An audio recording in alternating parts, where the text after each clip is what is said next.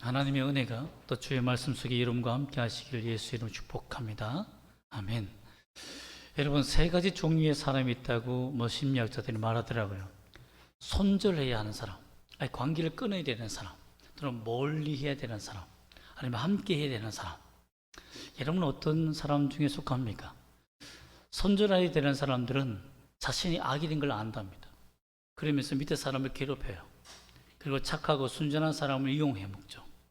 그러면 자기의 이익에, 자신의 그 악함에 동참하게 만들고 결국 그도 죄를 짓게 만드는 사람들, 이런 사람들은 좀 악인 중에 악인이죠. 손절해야 되는 사람이라고 합니다. 그럼 멀리 해야 되는 사람 누굴까요? 멀리 해야 되는 사람은 누구냐면, 내가 너무 어려움이 있어서 그 사람과 함께 가서 얘기를 나누는데 내 얘기를 듣더니 그건 문제도 아니야, 나는 그보다 더 큰 일을 겪었어 하며 자기 이야기만 좔좔좔좔 하는 사람이라고 합니다.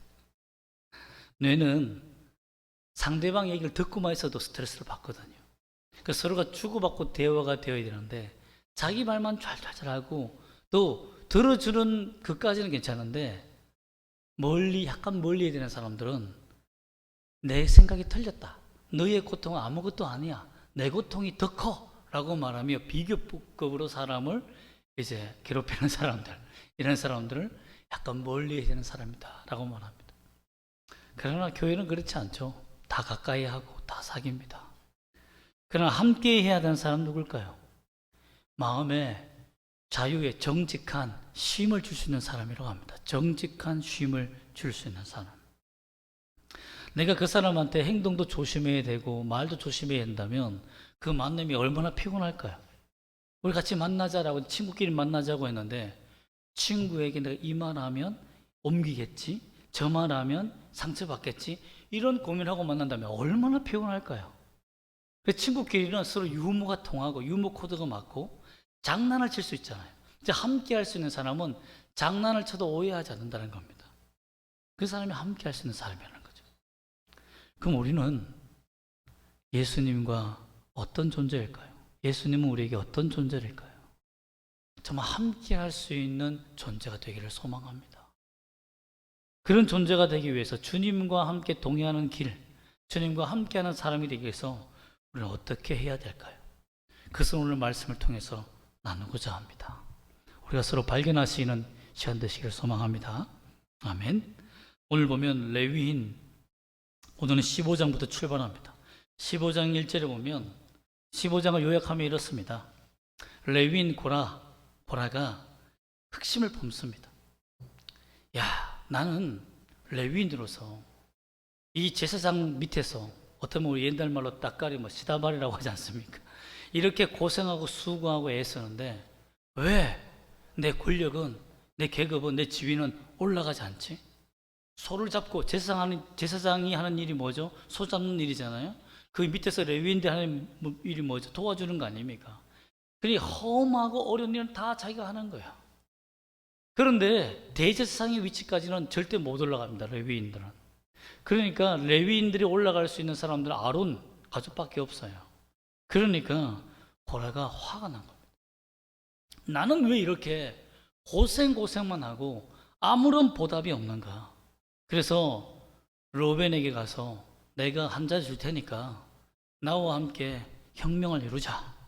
이것을 다 엎어버리고 정직하고 공평한 계급 체계를 만들자 라고 하며 반역을 꾀하게 됩니다.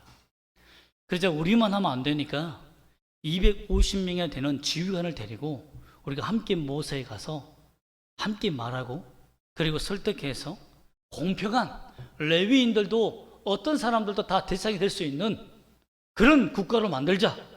평등한 국가를 만들자. 어떤 사람도 기회를 얻을 수 있게 만들자. 우리도 레위인이고 하나님을 섬기고 하는데 다 함께 그렇게 하도록 만들자. 멋있죠. 그 철학과 사상은 멋있지 않습니까? 그러니 지휘관 250명이 설득이 되어서 움직이는 거죠. 그래, 누구나 평등한 사회, 누구나 공평한 사회, 누구나 대세상이 될 수 있는 사회, 그것이 진짜 우리가 꿈꾸는 하나님 나라가 아닌가, 이렇게 생각하고 반역이 일어난 겁니다. 당연하지 않습니까?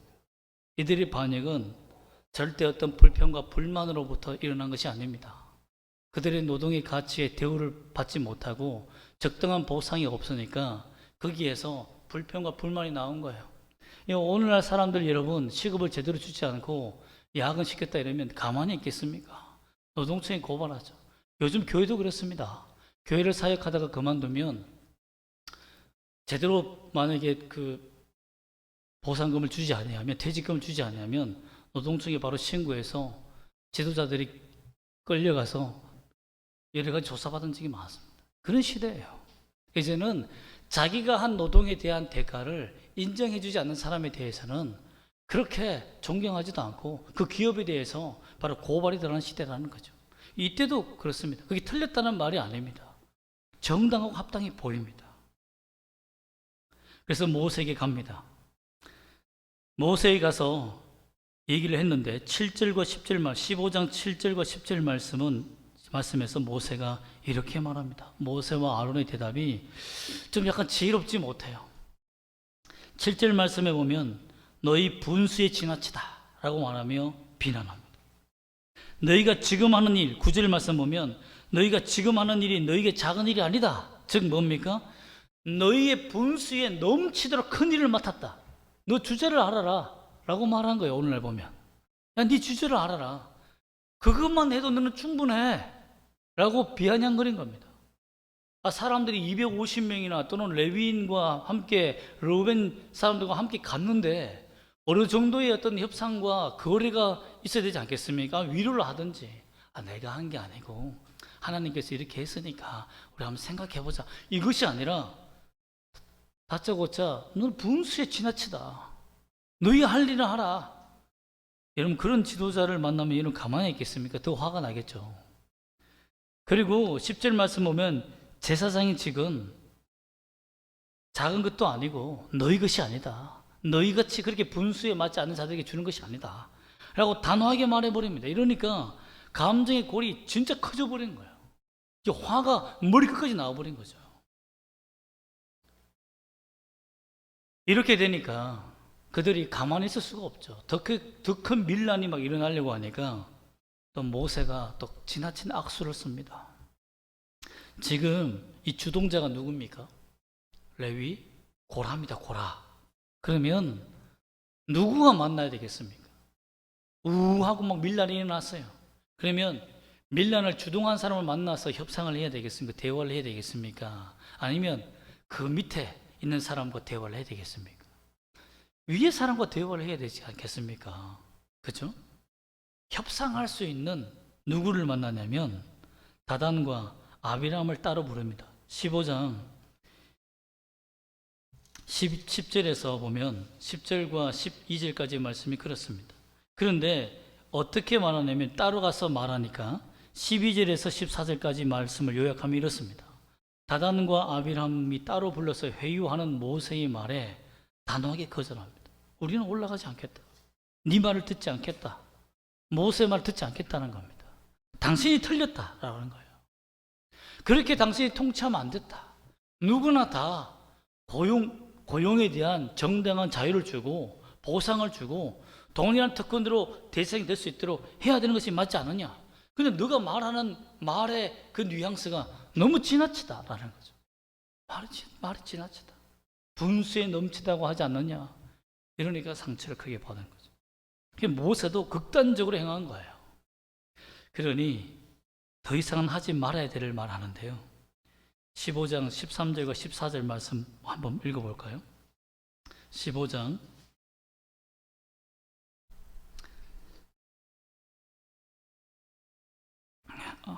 네? 16장 16장 12절에서 우리 14절까지 말씀 읽어보겠습니다. 시작. 모세가 엘리압의 아들 다단과 아비람을 부르러 사람을 보냈더니 그들이 이르되 우리는 올라가지 않겠노라. 내가 우리를 적과 꿀이 흐르는 땅에서 이끌어내어 광야에서 죽이려 함이 어찌 작은 일이기에 오히려 스스로 우리 위에 왕이 되려 하느냐. 이뿐 아니라 내가 우리를 적과 꿀이 흐르는 땅으로 인도하여 들이지도 아니하고 밭도 포도원도 우리에게 기업으로 주지 아니하니 내가 이 사람들의 눈을 빼려느냐. 우리는 올라가지 아니하겠노라. 제가 16장이라고 이렇게 써놓고는 이 마이크에 15장으로 보여서 읽었는데 죄송합니다. 알려주셔서 감사합니다. 여기서 보면 뭐라고 얘기했냐면 하지 말아야 할 말을 합니다. 절대 하지 말아야 할 말. 그 말이 뭐냐면 너가 진짜 지도자 맞느냐, 우리를 가나안 땅으로 인도한다 해놓고는 인도하지도 못하고 지금 가나안의 병사들이 얼마나 많으냐, 그리고 공격하여 그들의 땅을 점령하지도 못하면서 적과 꿀이 땅을 나눠주지도 못하는, 우리에게 보상도 받지도 못하는 무능한 지도자가 아니냐라고 요구합니다. 그러면서 너가 그런 주제에 왕이 되려고 하느냐, 그렇게 지도력도 없고 통치력도 없는 자가 어떻게 우리에게 약속도 지키지 못하면서 왕이 되려고 하느냐 하며 모세에 대해서 직접적으로 반역이 일어나게 된 겁니다. 이것은 하나님이 세우신 권위를 그들의 입으로 무너뜨려버린 사건이 되게 돼버린 것이죠. 이때에 모세도 이성을 잃어버립니다. 15절 말씀 한번 읽어볼까요? 15절, 16장 15절 시작. 모세가 심히 노하여 여호와께 여짜오되 주는 그들의 헌물을 돌아보지 마옵소서.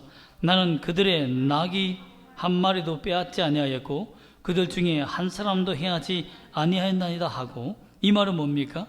그들이 드리는 헌물, 예배 받지 마소서. 그 이판사판이다 이겁니다. 저들이 나를 공격하고 나를 지도자로 인정하지 않고 나를 공격하니 그러니 좋다. 내가 너희들에게 언제 왕이 되려고 했느냐. 나도 너희들 포기하겠다. 하나님, 이들의 예배를 받지 마소서. 이들의 헌금을 받지 마소서 하며 이성을 잃어버린 말을 합니다. 참 이렇게 되면 어떻게 되겠습니까? 이스라엘은 전멸하는 거죠. 헤어질 수밖에 없는 겁니다. 이는 분리될 수밖에 없죠. 여러분, 만약에 교회 안에서 이런 일이 났다 이러면 여러분 그 교회는 망하는 겁니다.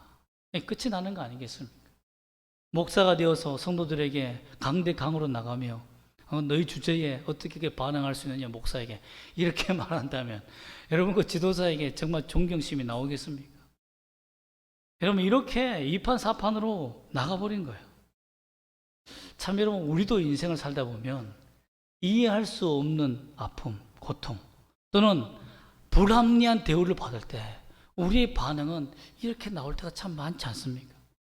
사람에게 이런 대우를 받아도 참 우리가 불합리하다라고 항의를 하는데, 내 인생 속에서 하나님께 이용당했다는 마음, 하나님이 나를 어떻게 이렇게 사용할 수 있을까, 하나님이 내 인생에 어떻게 나로 하여금 이런 아픔을 줄 수 있을까 하는 생각이 들면 하나님에 대한 이 불만과 반항심이 일어나지 않습니까?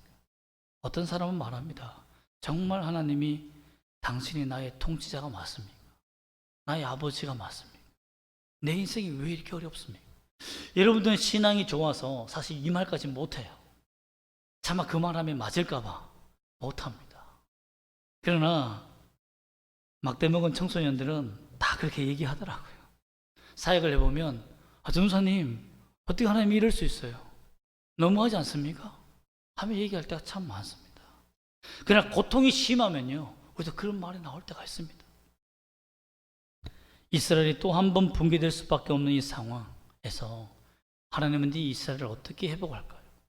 고라의 반역과 지도자들의 반역, 또 모세의 이 불합리한 이 행동들을 하나님은 어떻게 다루어서 이스라엘이 하나 되게 하셨을까요? 그것은 19절 말씀부터 하나님이 그 문제의 해결을 위해서 나타나십니다. 한번 19절 말씀 한번 읽어볼까요? 16장 19절입니다. 시작. 고라가 온 회중을 회막문에 모아놓고 그 두 사람을 대적하려 하며 여호와의 영광이 온 회중에 나타나시니라. 여기서 대적이란 말은 그 국가에서 쫓아낸다는 겁니다. 때로는 잘못한 것에 대해서 처벌한다는 거예요. 그냥 말로 싸운다는 의미가 아니라 이제는 사람들을 모아서 그를 탄핵한다 이거죠. 탄핵한다 이겁니다. 그래서 그로 하여금 그 죄의 징벌, 쉽게 말하면 지도자로 하여금 잘못된 지도력을 가졌던 그 모든 것에 대해서 벌을 받게 하고 쫓아낸다 이겁니다. 여기서부터는 하나님이 개입할 수밖에 없는 상황이 된 거예요. 하나님이 출애굽시킬 때에 누구를 세워 그들의 지도자로 삼았습니까? 모세를 세웠습니다. 그런데 여러분, 모세를 세울 때 능력 있고 힘 있는 40대에 불렀습니까? 실력 있고 똑똑하고 인격이 완비된 그런 훈련을 받은 그때에 불렀습니까? 아닙니다. 몇 세에 불렀습니까? 80세에 불렀습니다. 모세를 80세에 불렀어요. 그 이유가 뭡니까? 그 이유가 뭐예요? 똑똑하기 때문에? 아닙니다. 무능하기 때문에 부른 거예요. 자기 힘으로는 할 수 없기 때문에 부르신 거예요. 하나님, 전 나이가 많습니다. 젊었을 때 부르시죠. 저는 입이 둔합니다. 제 배운 지식 다 잊었습니다. 이렇게 무능할 때 불렀는데 지금 와서 그 지도자를 향하여서 대항한다. 여러분, 그것은 하나님이 왜 모세를 어떻게 불렀는지 대해서 이해하기 싫어했던 겁니다. 자신들에게도 뛰어난 왕, 실력 있는 왕, 실력 있는 지도자, 그런 지도자가 있으면 좋죠. 그럼 나라가 살지 않겠습니까? 교회도 여러분 그렇습니다. 오늘날 수많은 교회들이 목회자를 뽑을 때 목사보다는 박사를 더 선호. 그렇지 않습니까? 실력 있는 목사, 능력 있는 목사를 더 원합니다. 하나님이 부르신 사람이 아니라, 하나님이 부르신 그 목적에 따라 부르신 사람이 아니라, 하나님을 만난 목사가 아니라 공부 잘하고 실력 있는 사람을 원하는 거예요. 그게 맞습니까? 그렇다면 하나님이 실력 있는 사람, 서울대생을 뽑거나 하버드생을 선택해야 되는 것이 맞지 않습니까? 왜 여러분보다 못하고 실력이 없고 능력이 없고 배움이 적고 경험이 적은 자들을 하나님이 세우실까요? 그건 이유가 있습니다. 그것은 복종하라고 세운 것이 아니라, 하나님의 능력이 강함과 능함에서 나오는 것이 아니라, 하나님의 영광은 이렇게 무능한 자를 통하여서 드러난다는 것을 보여주기 위해서요. 그 지도자를 보지 말라는 거예요. 그 지도자를 통해서 하나님을 만나기를 원하시는 것이지, 그 지도자가 하나님이 아닙니다. 여러분, 모세도 마찬가지입니다. 하나님이 모세와 아론을 세우신 것은 잘나고 똑똑해서가 아니에요. 성격에 문제가 얼마나 많습니까?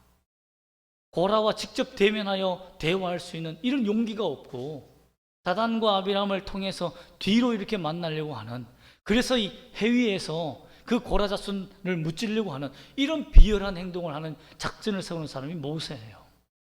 그런 인격의 비열함을 가지고 있는 사람입니다. 그런 사람을 통해서 왜 하나님이 역사하실까요? 그것은 이스라엘을 인도하시는 분은 모세가 아니다라는 것을 알려주기 위해서입니다. 그러면 여러분, 교회 생활을 하다 보면 사람에게 상처받을 때가 참 많습니다. 지도자뿐만 아니라 각 성도들에게 상처받을 때가 참 많아요. 불합리할 때가 많습니다. 그때 우리가 가져야 되는 마음은 저 사람을 보는 것이 아닙니다. 하나님이 내게 인도하시는 그 방편들, 그 도구에 집착하는 것이 아니라 그 지도하시는, 인도하시는, 주관하시는 하나님을 보는 거예요. 그게 굉장히 어려운 일이라는 것을 압니다. 그러나 여러분, 그것이 믿음의 길로 가는 길입니다. 여러분, 또한 심판을 통해서 모세와 아론이 왜 지도자인지를 증명해 줍니다. 22절 말씀 함께 읽어볼까요? 시작. 그 두 사람이 엎드려 이르되, 하나님이여, 모든 육체의 생명이 하나님이여, 한 사람이 범죄하였거늘 온 회중에 진노하시나이까. 하나님께서 20절과 21절을 말씀 보면, 너희들 회중에서 떠나라, 내가 다 이들을 멸해버리겠다 라고 말합니다. 이때에 진짜 비인격적이거나 정말 하나님이 선택하자고 부르시지 않고 영혼을 사랑하지 않는 지도자 같았으면, 그래요 하나님, 내 편 들어주시고 다 쓸어버리세요 라고 했을 겁니다. 그렇지 않겠어요? 내 편 들어주세요 하나님. 근데 모세는 그렇지 않았어요. 모세가 왜 하나님 앞에 인정받았느냐? 그런 사기꾼 같은 지도자가 아니라 엎드렸어요. 하나님, 한 사람이 범죄했습니다. 다른 사람은 그냥 그의 말에 휘둘렸을 뿐이고, 전 인생을 다 멸하신다는 것은 하나님의 공의에 맞지 않습니다. 한 사람이 범죄할 건을 어떻게 전체에게 진노하시니까 하며 엎드려 중보하며 기도합니다. 그 하나님의 진노 앞에 막으세요. 자신에게 섭섭하게 한 사람, 자신에게 마음 아프게 한 사람, 자신에게 싫은 말 하는 사람, 고통 준 사람, 그 사람을 향하여 하나님을 향하여 엎드렸어요. 하나님 그 사람 살려달라고, 그 사람 회복해달라고. 그게 지도자입니다. 그게 하나님이 쓰시는 사람이에요. 그것이 성도가 가야 할 길입니다. 여러분, 내게 좋아하는 말, 좋은 사람들한테 기도하는 것은 당연히 간절히 기도할 수 있죠. 그러나 하나님의 사람은 누굽니까? 내게 악한 말을 하고 내게 바늘 같은 말을 해도 그 사람을 품어 안고 사랑하며 주님 앞에 엎드릴 수 있는 사람이에요. 그것이 진짜 지도자입니다. 그것이 진짜 그리스도인들입니다. 하나님이 그 사람을 사용하십니다. 여러분도 그러한 사람들이 되기를 소망합니다. 또한 세 번째 보면 하나님이 모세와 아론의 간곡한 기도에 드디어 마지막 기회를 주십니다. 심판하기 전에 그의 기도 때문에 하나님께서 회개의 기회를 주시는데요. 하나님이 이렇게 회개의 기회를 주시는 분입니다. 23절과 24절 말씀을 한번 읽어볼까요? 시작. 여호와께서 모세에게 말씀하여 이르시되 회중에게 명령하여 이르기를 너희는 고라와 다단과 아비람의 장막 사방에서 떠나라 하라. 26절 말씀도 한번 읽어볼까요? 시작. 모세가 회중에게 말하 이르되 이 악인들의 장막에서 떠나고 그들의 물건은 아무것도 만지지 말라. 그들의 모든 죄 중에서 너희가 멸망할까 두려워하노라 하며. 하나님이 원하시는 것은 무엇입니까? 죄 지을 수 있어요. 너희도 알지 못하고 하나님 뜻을 알지 못해서 하나님께서 왜 이스라엘 백성들을 이렇게 인도하시는지 알지 못해서 그래 불평할 수 있다. 반영할 수 있다. 그러나 회개할 기회를 줄 테니 회개하고 돌이켜라 라고 하나님이 기회를 주시는 겁니다. 떠나라. 그런데 하나님께서 어디까지 얘기하시냐면 사실 물건이 무슨 죄가 있겠습니까? 그렇죠? 그런데 악인들의 장막에 있는 그들의 물건은 아무것도 만지지 마. 여러분, 이 의미는 굉장히 큰 의미가 있습니다. 예를 들면 이런 겁니다. 우리가 우상 숭배하는 그 물건들을 펜던트로 목걸이 하거나 뭐 선물로 들고 오지 않고 그 집에 두지 않은 이유가 하나님께서 그 죄의 형상을 보면 죄를 범한 자들의 모습이 생각나기 때문에 하나님의 입장에서 부탁하신 겁니다. 만지지 마. 그걸 가지지 마. 어떤 것도 행하지 마. 여러분 그렇지 않겠습니까? 자기를 싫어하고 하나님을 싫어하고 미워하며 범죄한 자들의 그 모습에 들였던 그 우상을 들고 다닌다, 목걸이를 하고 다닌다. 그러면 하나님이 그 볼 때마다 생각나지 않겠습니까? 내가 죄를 범한 게 생각나는 것이 아니라 하나님 앞에 범죄한 다른 사람들의 죄악이 하나님 마음을 아프게 하기 때문에 죄의 형상도 버리라고 말한 것입니다. 그러므로 말미암아 하나님이 회개의 기회를 주셨습니다. 그 결과 어떤 일이 일어납니까? 사람들이 두 패로 나눠서 쓰게 됩니다. 27절에 보면 무리가 고라와 다단과 아비람과 장막 사방을 떠나라고 되죠. 떠나. 그래서 다단과 아비람과 그들의 처자와 유아들 너무 불쌍하죠. 그들의 자녀들과 함께 심판받을 자리가 갈라집니다. 참 잘못된 부모의 선택 때문에 악인들의 장막에 있는 것 때문에 유아라는 이 말에 액센트가 찍혀져 있는데요. 무지한 자가 고통받았다는 것을 보고하고 있습니다. 여러분 그렇습니다. 범죄하는 길에서 떠나지 아니하면 무고한 자가 내 죄 때문에 고통당한 일이 생깁니다. 당연하지 않겠습니까? 제가 만약에 목사로서 범죄한다면 고통당하는 사람이 누구겠습니까? 제일 가까운 우리 가정 아니겠습니까? 그리고 교회 아니겠어요? 내가 하나님 앞에 범죄함으로 말미암아 무너지면 나만 무너지는 거 아닙니다. 여러분. 다 무너지는 거예요. 오늘날 얼마나 지도자들의 타락이 많습니까? 참 저를 두고 오늘 이 말씀하신 것 같습니다. 지도자가 타락하면 전체가 망하고 전 기독교가 모욕당한다는 것을 알려주는 것 같습니다. 결국 나누어졌을 때에 회개할 기회를 주고 화합할 수 있는 기회를 주었을 때도 이들이 회개하지 않고 돌이키지 않았을 때 어떤 일이 일어납니까? 하나 30절 말씀 읽어보겠습니다. 시작. 만일 여호와께서 새 일을 행하사 땅이 입을 열어 이 사람들과 그들의 모든 소유를 삼켜 산채로 소리에 빠지게 하시면 이 사람들이 과연 여호와를 멸시한 것을 너희가 알리라. 31절. 그가 이 모든 말을 마치자마자 그들이 섰던 땅바닥이 갈라지니라. 모세가 이들에게 말했습니다. 너희가 하나님이 세우신 우리, 그래 못마땅할 수 있다. 우리도 부족할 수 있다. 그러나 하나님께서 하시는 일, 하나님까지 너희들이 모욕하고 대적하는 것은 잘못이다. 회개하고 돌이켜라. 그리고 그 악인에게서 떠나야 된다라고 분명히 말했음에도 불구하고 끝까지 대항하며 250명과 함께 지휘관들이 혁명을 일으키려고 한 겁니다. 그때 너희가 일반적인 재앙을 당하지 않을 거다. 감기가 아니라 초자연적인 재앙을 당할 텐데, 그러면 그때 하나님이 너희를 치신 줄 알아라. 이 말을 하자마자 어떻게 됐습니까? 지진이 일어났어요. 지진이 일어날 지진대가 아닙니다, 그 지역이. 그런데 땅이 갈라져서 다 주저앉고 말한 거죠. 그 장면을 본 사람들은요, 다 비명 지르며 소리 지르며 살려달라고 다 도망갔습니다. 우리도 그게 빠져 죽을까? 여러분, 하나님이 심판하시는 그 심판이 얼마나 무섭습니까? 이것은 하나님이 세우신 지도자에게 대항하지 말라, 이 말이 아닙니다. 오늘날에는 신약 시대에는 모두가 레위인이요, 모두가 제사장입니다. 왕 같은 제사장이에요. 그러므로 이런 말이 통하지 않습니다. 그러면 어떤 말이 통하는 겁니까? 서로가 서로에게 대해서 하나님의 영광을 발견한 것이 중요해요. 저 사람이 우리 교회에 필요한 사람이에요. 부족한 사람이 아닙니다. 부족하면 부족한 대로 하나님의 영광이 드러나도록 써야 되는 거예요.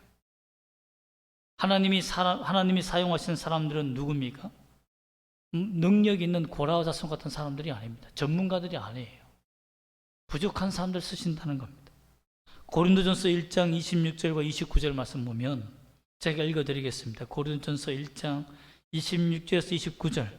형제들아, 너희를 부르심을 보라. 육체를 따라 지혜로운 자가 많지 아니하며 능한 자가 많지 아니하며 문벌 좋은 자가 많지 아니하도다. 그러나 하나님께서 세상에 미련한 것들을 택하사 지혜 있는 자들을 부끄럽게 하려 하시고 세상에 약한 것들을 택하사 강한 것들을 부끄럽게 하려 하시며 하나님께서 세상에 천한 것들과 멸시받는 것들과 없는 것들을 택하사 있는 것들을 폐하려 하시나니 이는 아무 육체도 하나님 앞에서 자랑하지 못하게 하려 하십니다. 이것이 하나님의 뜻이에요, 여러분. 그러므로 우리는 똑똑하고 실력 있고 능력 있는 사람을 집사, 군사, 장로 세우는 게 아닙니다. 돈이 많은 사람을 장로로 세우는 게 아니에요. 문벌이 좋은 사람을 교사, 목사로 세우는 게 아닙니다. 우리는 누굴 세워야 됩니까? 하나님이 선택한 사람을 세우는 겁니다. 하나님이 부르신 사람을 세우는 겁니다. 여러분, 어떤 사람은요, 식당 봉사하는데 요리를 못하면 못 들어가는 사람도 있다고 합니다. 그 교회에서. 워낙 사람들이 많으니까요. 요리 시험을 봐서 요리에 어느 정도 수준에 통과해야 그 주방을 차지할 수 있는 거예요. 교회의 주방의 권세는 정말 최고 아닙니까? 근데 여러분, 제가 어둡지만 미국에서 유학생활을 해보니까 그 교회 한 가지, 그 교회의 특징이 있더라고요. 미국 교회는요. 우리는 찬양대, 성가대 이러면 젊은 사람들이 드럼치고 찬양하고 막 노래 잘 부르고 고음이 막 올라가는 사람들을 선택하지 않습니까? 그런데 성가대에 맨 앞에, 그리고 그 30-40명이 서 있는 그 30-40명 좌석에 누가 있냐면 할아버지 할머니밖에 없습니다. 고음 불가, 엄치 박치 이런 분들이 서 있어요. 그분들이, 할아버지 할머니들이 이렇게 춤을 추면서 이렇게 찬양을 하고 있습니다. 왜 세운지 아십니까? 제가 물어봤습니다. 교수님한테. 왜 미국 교회는 참 이게 은사대로, 좋은 말로 은사대로지만 그래도 조금은 실력 있는 사람들이 이렇게 성가를 쓰고 이렇게 하지 않습니까? 라고 하니까 가장 놀라운 은사가 뭐냐면 준비하는 은사라. 준비. 젊은 사람들은 와가지고 서 있기만 안 돼요. 화장하고 예쁘게 꾸미고 와서 이렇게 서 있기만 안 돼요. 근데 할머니 할아버지는 뭐냐면 일주일 전부터 기도한답니다. 악보를 복사하고요, 청소를 하고요. 여러분, 어떤 사람이 성가대에 찬양대에 서야 되겠습니까? 찬양 잘하는 사람? 아니면 전부터 기도로 준비한 사람? 실력이 중요한 게 아니에요. 하나님을 사랑하고 하나님의 부르심을 받고 그 은혜에 감동된 사람을 세우는 것이 맞다라는 것입니다. 그러면 여러분, 내가 부족하다, 내가 연약하다, 목사님 저는 잘 못 가르쳐요, 저는 기도 잘 못해요, 여러분 그럴 필요가 없습니다. 우리는 잘난 기도를 듣기 위해서 한 게 아니에요. 만약에 그렇게 교회가 원한다면 오늘날 현대식 개척교회들은 셰프를 삽니다. 성도들이 주방에 요리하기 싫고 또 요리하는 게 부족하고 어려우니까 식당 전문가를 사요. 또는 찬양의 전문가를 위해서 드럼 전문가를 비용을 주고 세상 사람을 사옵니다. 그래서 호주의 유명한 교회는요, 이 드럼 치는 사람이 예수 안 믿는 사람입니다. 꼭 그렇게 해야 되겠습니까? 여러분, 믿음이란 교회라는 것은 내 뜻을 이루기 위해서 나의 가장 강력한 힘을 보여주기 위해서 세우는 곳이 교회가 아닙니다. 하나님의 영광, 하나님의 뜻만이 존재하는 교회가 되기를 소망합니다. 여러분, 믿음은 또한 협상이 아닙니다. 협력입니다. 협상이라는 것은 뭡니까? 나의 불만족한 상태를 만족하게 해달라고 요구하는 거죠. 어느 정도 거래하는 겁니다. 믿음은 하나님과 거래가 아니에요. 나의 아름다운 길에 예수님을 데리고 다니는 게 아니라는 것입니다. 내 길을 아름답게 만들기 위해서, 내 길이 성공되기 위해서 주님을 동행시키는 게 아니라는 거예요. 내가 주님의 길을 따라가는 것이지, 주님께 순종하는 것이지, 내 길을 하나님 만들어 주셔서 내 삶에 주님은 도움이 되소서라며 주님을 끌고 다니는 것이 아니다라는 것입니다. 오직 우리가 해야 되는 것은 무엇입니까? 주님 앞에 겸손히 엎드리는 것입니다. 이것이 주님과 동행하는 길입니다. 주님과 동행하는 길은 어떤 길입니까? 요약하면 겸손의 길입니다. 자신의 능력을 의지하는 길에서 떠나 주께 무릎 꿇고 나아가는 거예요. 때로는 자신의 권력을 내세울 수 있는 그 자리이지만 모세처럼, 그러나 자기 백성을 위해서 무릎 꿇고 엎드릴 수 있는 기도의 자리로 나아갈 수 있는 그 길이 바로 겸손의 길이라는 것입니다. 실력 있는 사람을 세워서 교회를 아름답게 만들고 찬란하게 만들 수 있는, 좋게 만들 수 있는 그 꿈도 한 목회자의 꿈일 수 있겠지만 그건 내 꿈이지. 진짜 하나님의 꿈은 뭡니까? 어린아이, 연약한 자들이 다 사용되어지는 거예요. 누구나 하나님을 위해서 섬기는 교회. 그것이 바로 주님이 원하시는 공동체입니다. 즉, 잘나가고 멋있고 깔끔하고 기획적인 그런 교회가 아니라 어설프고 둔하고 투박하지만 모두가 하나님을 위해서 섬길 수 있는 교회, 그런 교회가 하나님이 원하시는 교회다라는 것입니다. 두 번째로는 죄를 떠나며 만지지도 않는 길이 주님과 동행하는 교회, 주님과 동행하는 길입니다. 하나님은 원하십니다. 내가 보기 싫어하는 것, 내가 듣기 싫어하는 것, 내가 차마 너희를 향하여서 진노를 내리기 싫어하는 것 행하지 말라는 겁니다. 주님이 다 보고 계시기 때문에, 우리가 죄를 범하는 그 모습을 보고 계시기 때문에 그게 고통스러운 거예요. 주님의 보혈의 피가 없다면 주님은 바로 우리에게 진노했을 것입니다. 그러므로 하나님이 진노하지 않기 위해서, 주님이 우리를 보시며 아파하지 않기 위해서 우리가 그 죄의 길을 떠나는 겁니다. 죄의 어떤 모양도 말하지 않는 거예요. 에베소서 5장 3절 마지막으로 보면, 음행과 온갖 더러운 것과 탐욕은 너희 중에서 그 이름조차도 부르지 말라. 이는 성도에게 마땅한 바니라. 그래서 여러분, 예수 믿는 사람은 욕설도 하면 안 됩니다. 10원짜리 100원짜리 뱉으면 안 돼요. 하나님은 그 말 자체가 듣기 싫은 거예요. 내 백성이 욕하며 세상에 살아가는 것을 듣기 싫어하는 겁니다.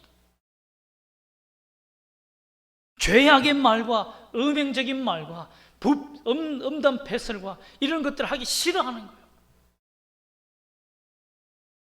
여러분, 진실로 주님과 동행하는 여러분이 되기를 소망합니다. 주님이 기뻐하시는 사람, 회개의 기회를 줬을 때 회개할 수 있는 우리, 물론 충분히 불평할 수 있고 불만할 수 있는 고라와 같은 입장에 서서도 하나님을 이해하고 하나님의 뜻을 깨달아갈 수 있는 그 마음을 달라고 한번 기도해보는 우리가 되시기를 주 예수 이름으로 부탁드립니다. 아멘. 기도하겠습니다.